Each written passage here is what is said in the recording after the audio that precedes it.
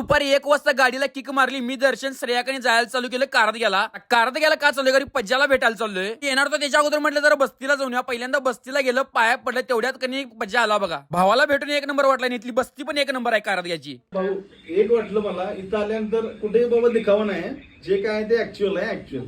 ज्याला असं सगळेजण भेटायला आलते, आम्ही त्यांच्या घरात गेलो तेव्हा हिनी भेटायला आलती बघा. ज्या म्हटलं एक काम करूया, आपण नदीवरनं जाऊया आणि भोजला जाऊया.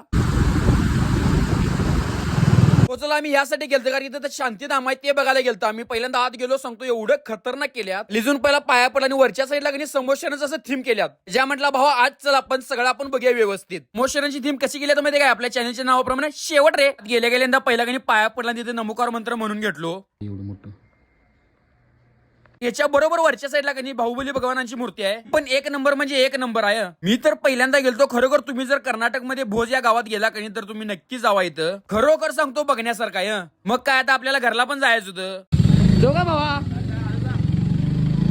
कवा कुठे गेले आणि आमची काय लढतर झाली नाही असं होतच नाही. पाऊस आला की आमच्या लगेच आडवं. ते आडवं येऊन दे तर राहून दे. आपल्याला व्हिडिओ आवडला तर नक्की लाईक करा, कमेंट करा आणि शेअर करा. अजून एक फॉलो तेवढं करा जाताना भावाला.